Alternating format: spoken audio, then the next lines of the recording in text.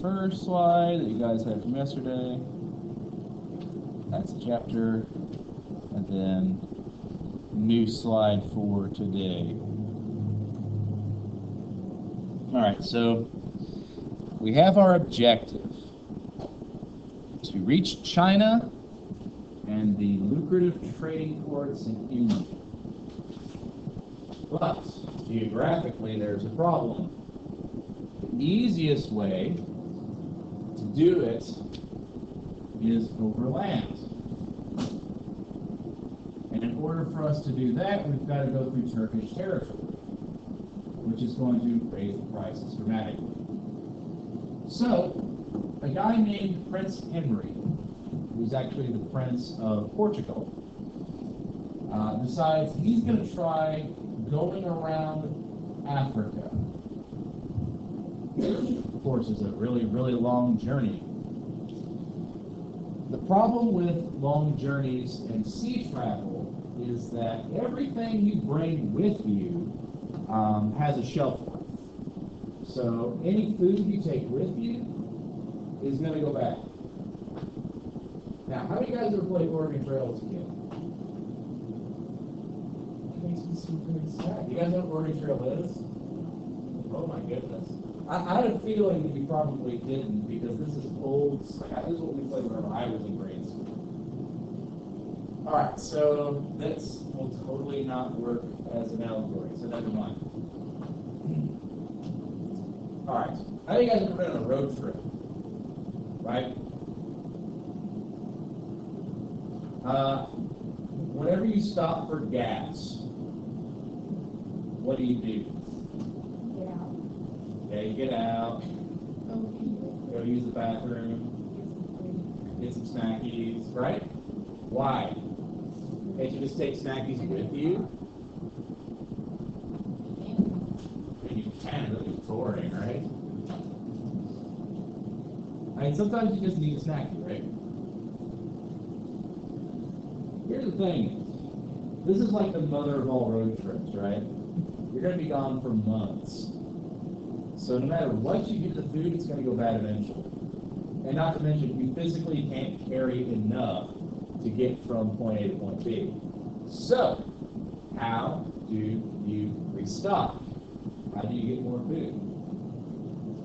This is the problem that sailors face. So Henry proposes the use of forts. We're going to build these forts all along the coast of Africa, and we're going to use them as trading centers with the natives. They are going to bring food and fresh water. We'll give them money and other stuff like that.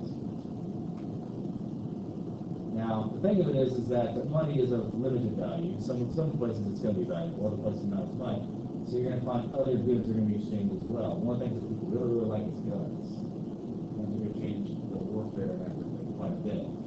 But there's other things that they like too, tobacco and stuff like that. But that's not until we get into the New World, so anyways, we'll get to that part later. So these forts are going to act as like a little gas station to stop off, resupply, and so on and so forth. So Africa provides an opportunity to make this trip. So they're building all these forts and moving along, and the objectives come around here. There's a few other pieces of technology going to make this possible. The first is the astrolabe. The astrolabe is a device that allows us to determine our location. Specifically, it's going to tell us our latitude. That's really important when you're making maps, because if you know exactly where something is, if you can track where you are, you know where really dangerous things in the water are, such as hidden barrier reefs and things like that. Sandbar and all that kind of stuff. The other thing is the caravel, and that has to do with your sails. You see, sailing is actually kind of complicated because there's a lot that can happen. For instance, I mean, how many of you guys ever flown a kite? Alright, so you fly a kite, right? How easy is it to fly a kite? Pretty easy? I don't know. I think it depends, because, you know, there are times it's just like you throw that thing up and it stays perfectly still, you just kind of hold on to it, you're like, alright, I'm bored, and you pull the kite down, right? But have you ever had one of those things where like the wind keeps changing directions? And like suddenly your kite starts like shrinking down, you're like, oh, saved it. You know? Wind is really unpredictable. And the other thing is, if you imagine, like, say this is your sail, right? Specifically, these are your script, or, not scripts. Gosh, I'm going to make this I forget the name because I'm not a sailor. Anyways, this is where the sail attaches at the top here. Okay? So you imagine a big square sail, right? And if the wind is coming directly on it, we're solid. But what if it's blowing at an angle like this? I can't just turn my hull so that I'm down pointing this way. I mean, we want to keep going this direction. But I can turn my sails, pitch them this way. So now I'm catching it more or less in the center, yeah? And to make certain that the wind isn't constantly blowing my sails around, I've got to tighten these things down. But the problem is the wind keeps changing direction. I've got to keep adjusting the sails. And if I'm adjusting my course, I got to keep rebracing the sails. So a big part of being a sailor is knowing how to adjust your sails. The other thing is we need enough sails to actually power our ship at a decent speed. But the problem with a big square sail is it's going to catch all the wind coming at it. If I put sails in front of it, they're not actually going to get any winds. So the Caravelle combines square sails for European design with lateen sails, which are triangular shaped, that are from the Arabs. And they set them in such a sail plan that we get maximum power in the smallest amount of wind possible. Because wind is unpredictable. If you're going to go sailing across an ocean and go explore, go places that we don't know where the wind goes, we're going to have to be able to harness it, yeah? So the Caravelle is pretty neat. Has a lot of opportunities. They're actually surprisingly small. If you guys have a chance to go see them, I would recommend you go see the two replicas over the waterfront. I think it's the Princess Nina.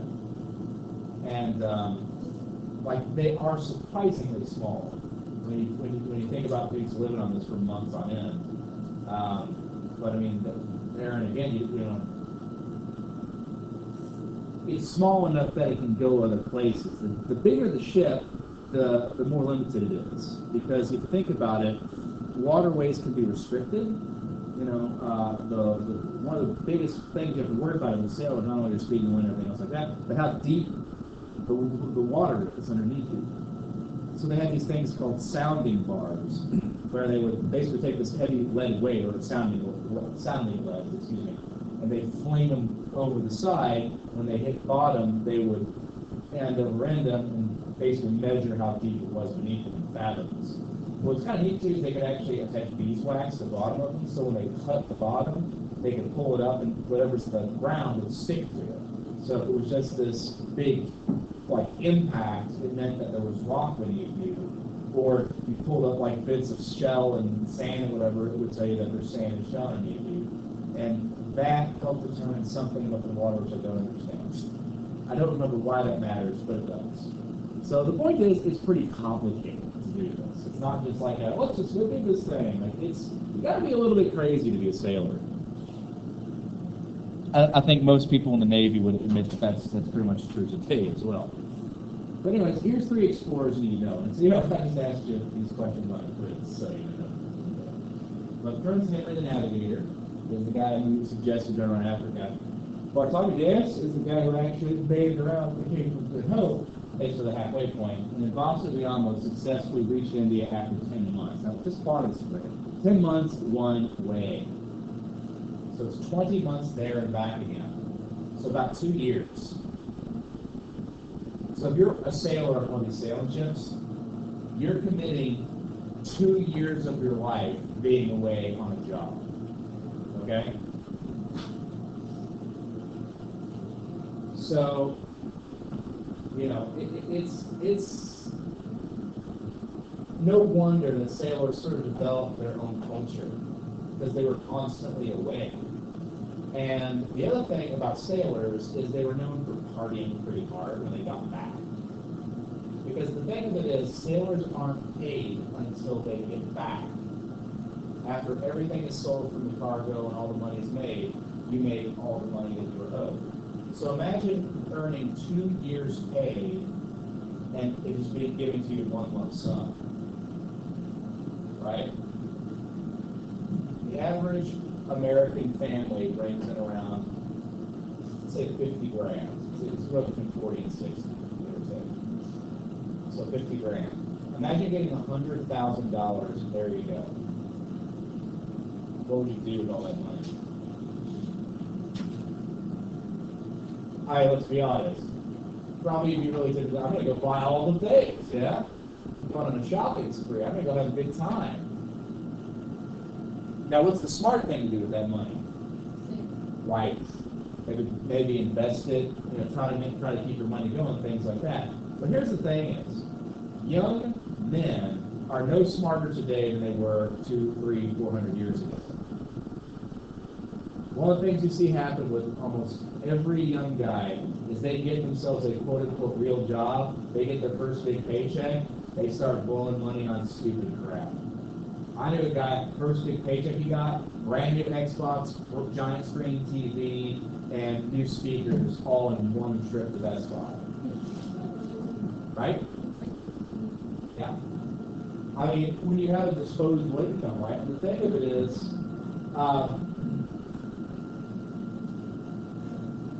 what happens when you run out of money? Well, remember, sailors get fed and shelter and clothing for signing up for a sailing ship, in addition to getting all their pay. So basically what tends to happen is a lot of these sailors would go and blow 2 years worth of money on just a gigantic party. They would just spend like all their money, have a grand time, do all this sort of stuff. And as soon as they had finished out, they were out of money, they were broke again, they just signed up for another voyage and do it all over again. So they spend like 2 weeks blowing through 2 years worth of salary and then jump on the ship and do it all over again.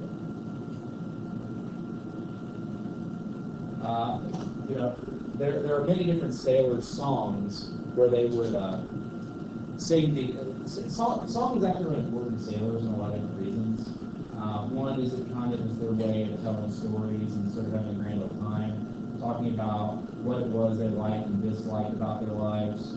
And then also it provided actually like work songs that they could use to keep the beat. Because I don't know if you guys ever played tug of war, but we have to all pull at the same time, right? So you have like teams go like heave, heave, heave, right? And if you keep a beat, you can make sure everyone's pulling at the same time. Now, in some militaries, they only let them go 1, 2, 3, 4. 1, 2, 3, 4. Which is boring all day long. So, instead, they sing songs.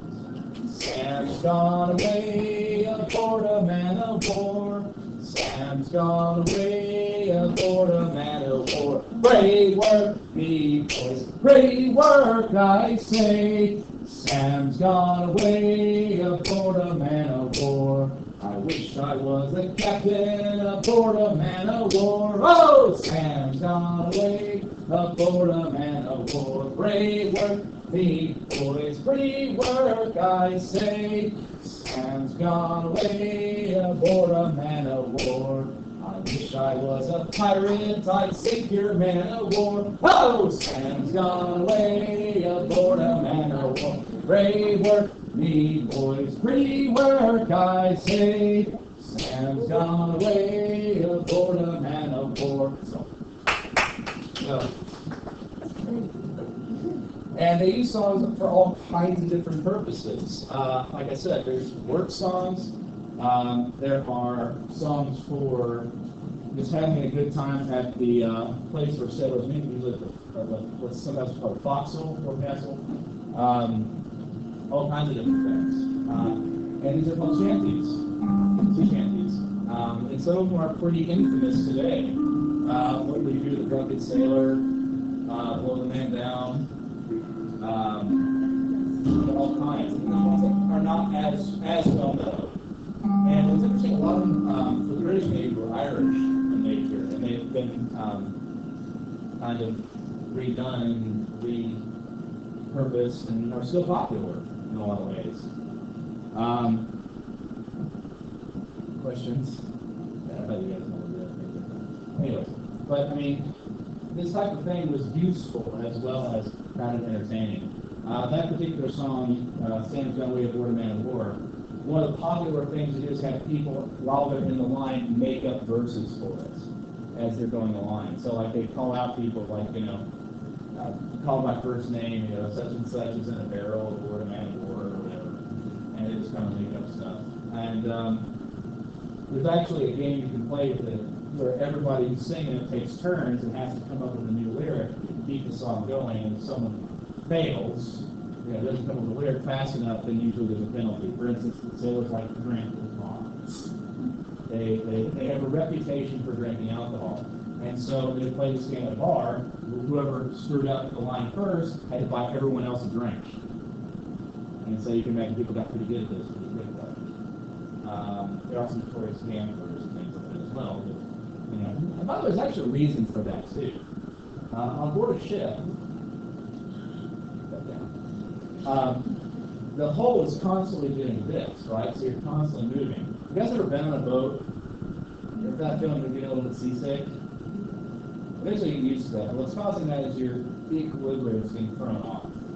Same sort of thing like, motion sickness, stuff like that. So, what they would do is get drunk. I've never seen a drunk person walk. Right? And basically you get drunk and you're fine. Allegedly. I find it slightly hard to believe to some extent because, that just means you're stumbling on an already moving thing. You can fall down more. But there's a guy I knew who was a sailor and swore me that's absolutely true. It's kind of like, okay. That's also why you would have the term swagger. Because that actually comes from a sailing expression. Because what would happen is sailors, first of all, they wouldn't wear shoes on board a ship because you lose your grip with those types of shoes. I mean, we have nice grippy shoes nowadays, but they're leather, all leather on the bottom, and so they really slide badly. And so they throw them off that had grip, and they would walk like really wide with their balance so that they wouldn't lose balance. Look at Johnny Depp's portrayal of Captain Jack Sparrow. That way he walks about is kind of taken off of them. Anyhow.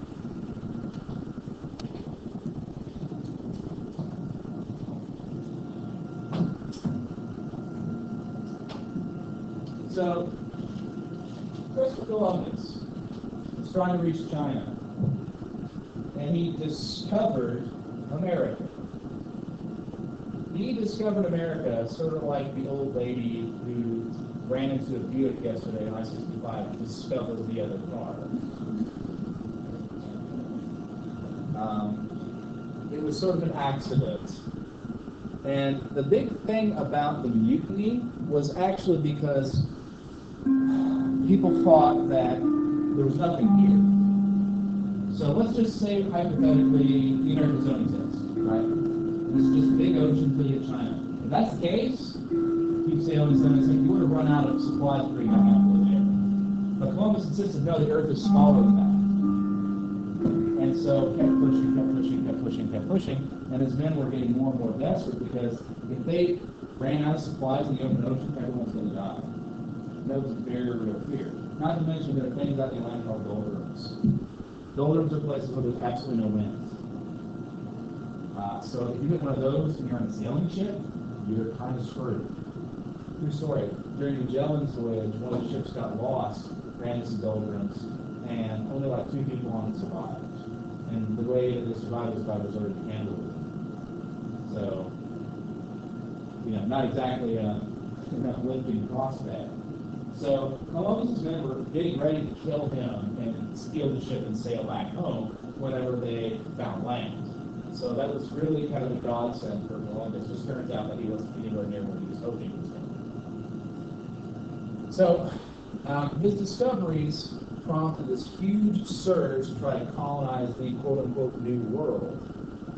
The main reason behind this, Columbus brought back gold. Gold was money. Furthermore, he told stories of this indigenous peoples who had never heard of Christianity. And so the Spanish, being the rather boisterously Christian individuals they are, virulently Catholic, they want to spread the word of God and secure gold. So we ask them, what were the conquistadors trying to do? They're trying to spread the word of God and get gold. Or in other words, the motivation for gold of God. So the problem with this is Portugal was basically going to be threatened by this. Because Portugal ended up securing the trade route between Portugal and India. So they had this nice trade route, and they claimed everything along that route as their own. Well, Spain just discovered a new route, and they said that's part of our territory. And so Spain and Portugal were threatening to go to war with each other. And keep in mind, this isn't modern Spain and modern Portugal. These are the tiny nations. It's them and all of their colonies versus each other. Spain controlled a significant portion of Europe because of the ties to the Holy Roman Empire, and Portugal had all these territories along here. So we're talking about really the possibility of the First World War.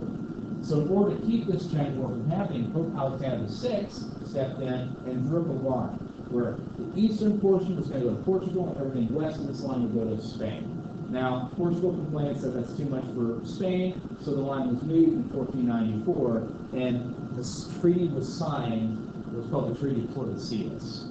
And so everything east of the line became Portuguese territory, and then west line became Spanish. And so that's why in South America, this is where the line was.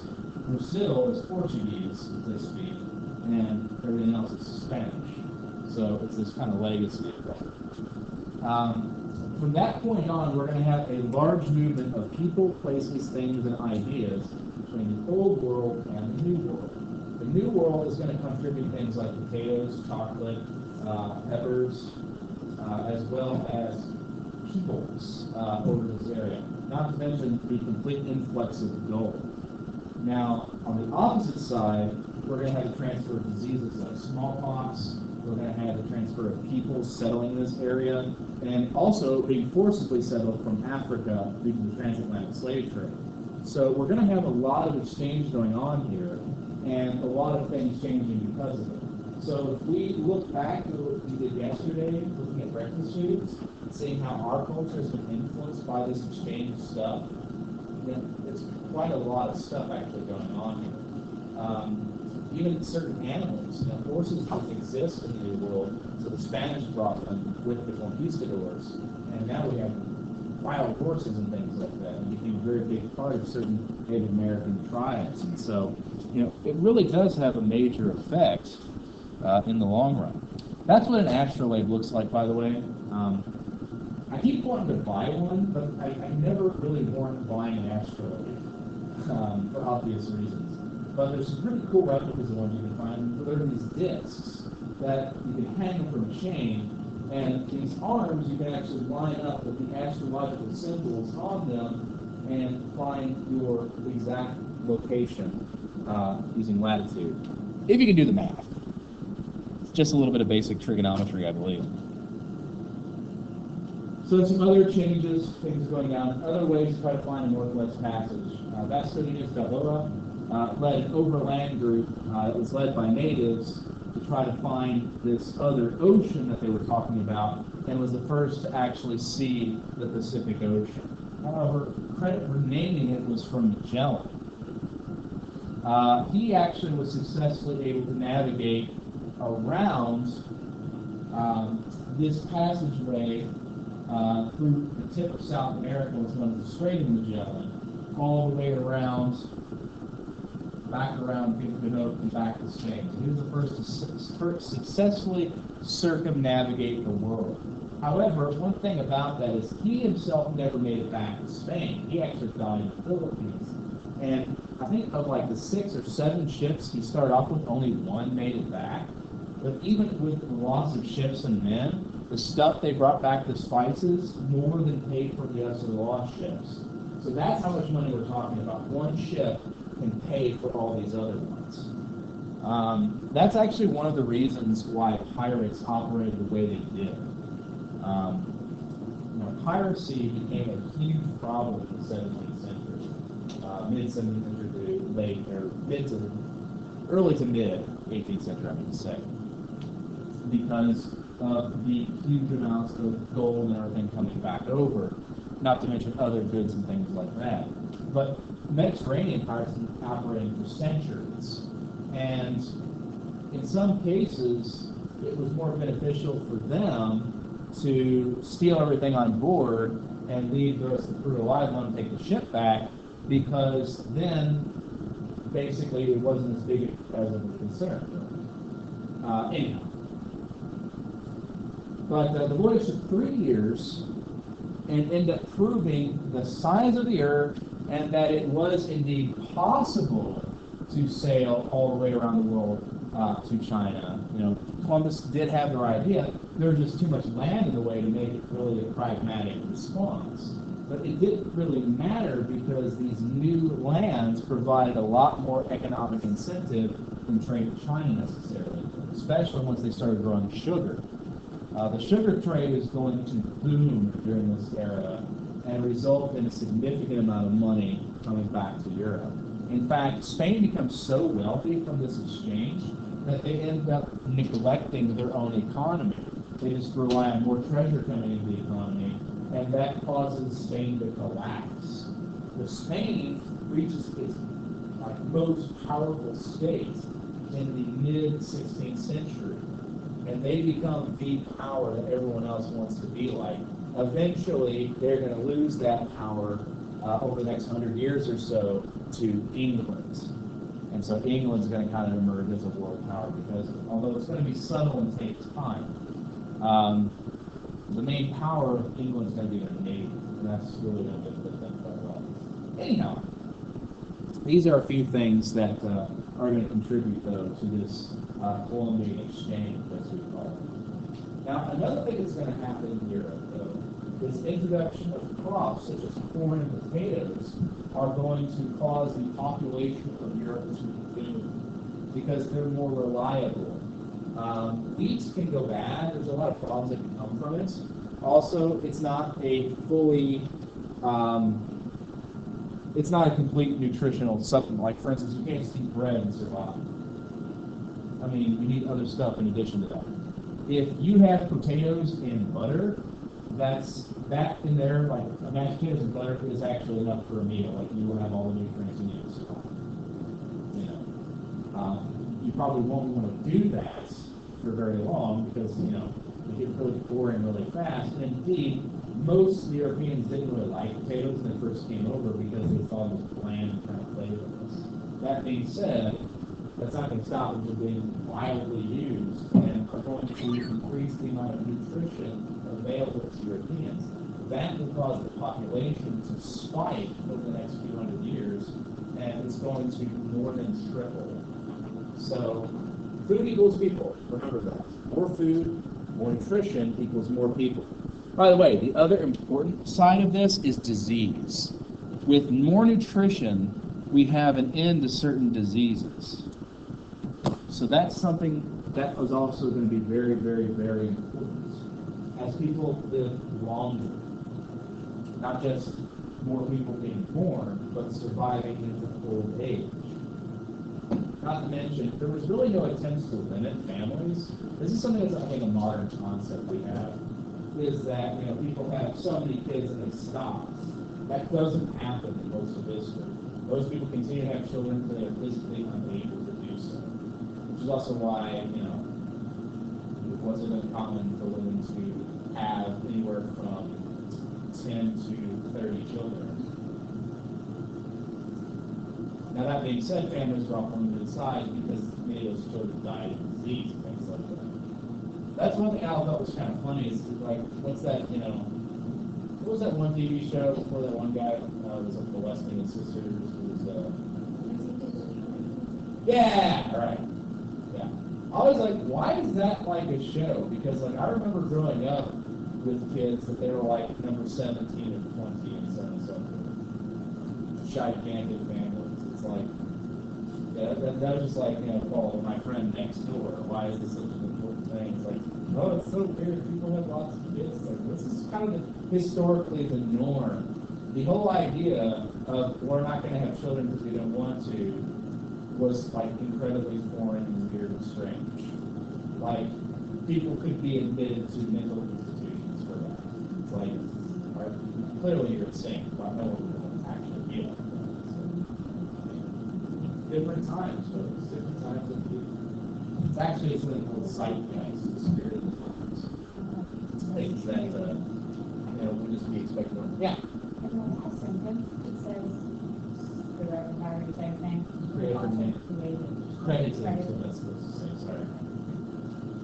Credited. And then that's a map of the era. That's kind of a map. The important thing about these is that we're starting to actually map the unknown parts of the world. And we're still doing it. The exploration is still kind of an interesting thing. People talk about how, our generations are the ones that don't get anything to explore. There's nothing that cannot be explored on this planet. It's really not true. I mean, the ocean itself is vastly unexplored. And then, of course, there's the far reaches of space. That's kind of outside of our ability at this point to really go. Although NASA keeps coming with interesting ideas to that point.